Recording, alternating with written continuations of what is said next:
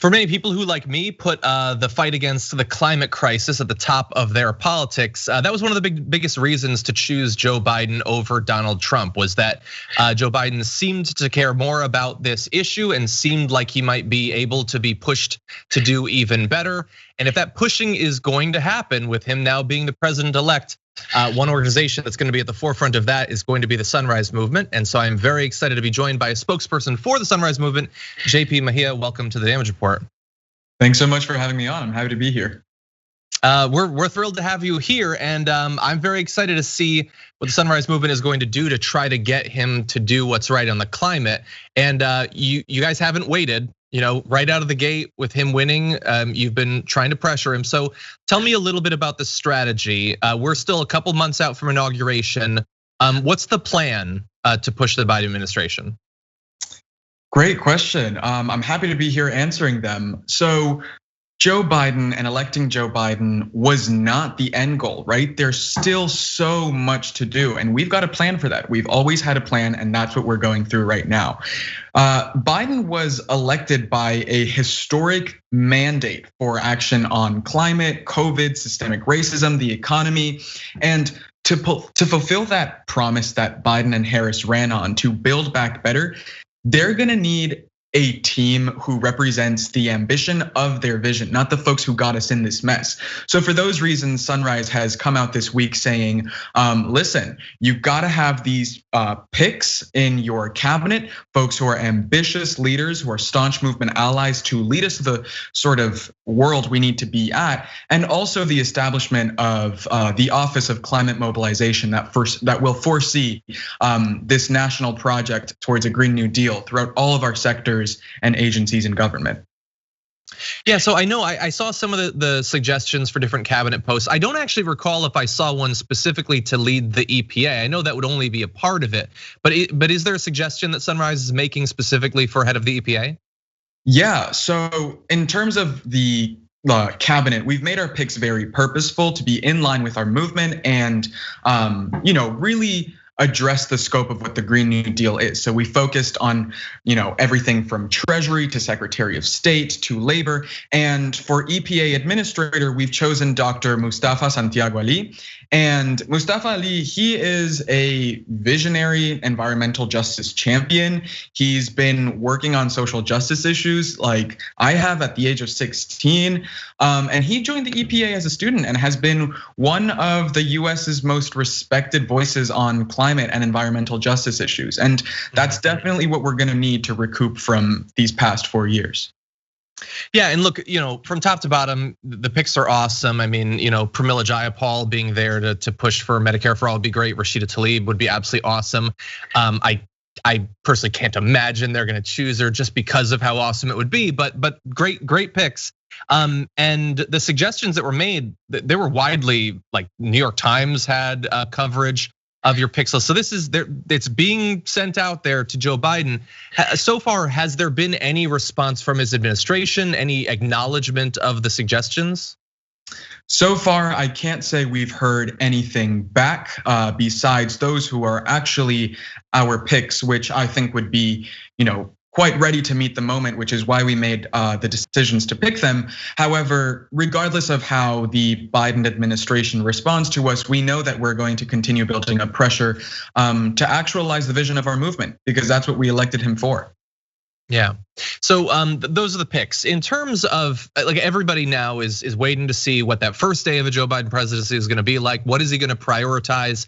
And obviously we don't yet know what the Senate is gonna look like, so it's hard to say exactly how legislation is gonna shake out. But there's a lot he can do in various areas, including the climate, just through executive orders. He could do it on day one. Are there any particularly high profile things in any of these areas, including climate, that Sunrise would like to see him prioritize right out the gate? Yeah, so climate is a culmination of lots of things that we've done wrong, right? And we know that we don't want any personnel on his cabinet tied to any fossil fuel or corporate interests. But beyond that, when we talk about the Senate and the fact that it's pretty vulnerable right now with what's going on in Georgia and the fact that it can swing either way, let's say Republicans do take hold of the Senate. What is gonna happen next? Well, we know that Joe Biden was elected on this progressive mandate with, in fact, his climate plan being more popular than Joe Biden himself, which is kind of funny.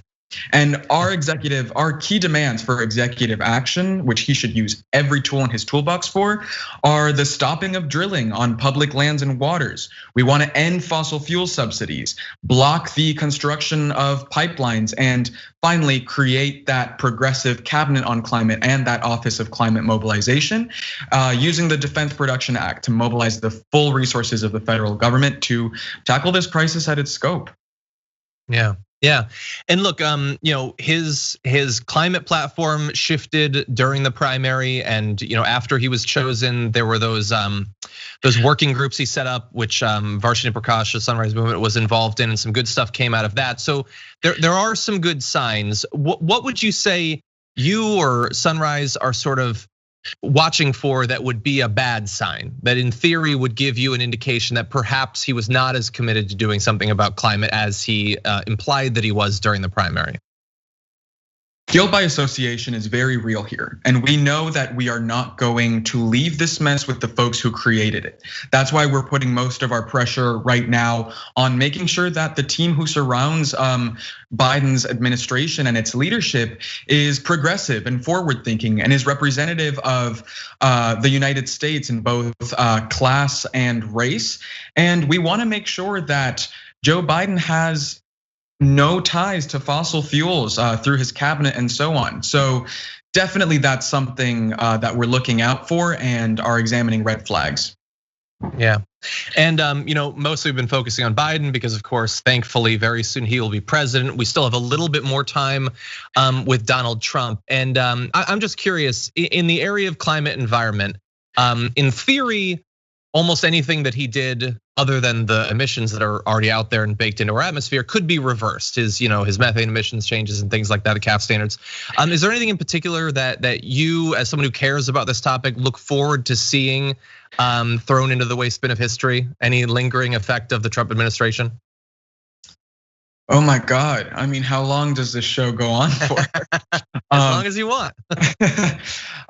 There's lots that we really have to recover from Trump administration standards on the environment. I mean, we know that all of these rollbacks have predominantly affected Black and brown communities during a time in which they are already crying for help. We've given a whole new meaning to sort of the phrase "I can't breathe" at this point. And we know that Trump is sort of combining the effects of climate change and his love for profit in this brutal way. We know that he has used the effects of climate change, whether it be through natural disasters or droughts, for example, to rationalize some pretty horrible actions. For example, in 2018, he reallocated FEMA funds over to ICE. It's just this brutal sort of ideology that's rampant right now throughout the federal government, combining with climate denialism that is really on the brink, or even full-on fascism that we're really gonna have to stray away from. I agree, and it's good to see that for the most part going away. But we're gonna have to be vigilant to make sure that the things that takes its place is as good as possible. And I'm glad that organizations like the Sunrise Movement will be doing that. JP Mejia, appreciate you taking the time out to join us. Thanks so much. It was great to be on.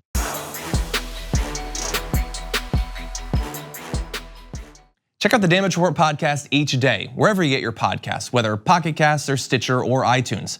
You can join me as I give you the news and stories you want, with a range of co-hosts and interview guests jumping in on the fun each day. Again, that's the Damage Report, wherever you get your podcasts. And if you get them at iTunes, don't forget to rate and review. Sometimes I'll read them live on the show.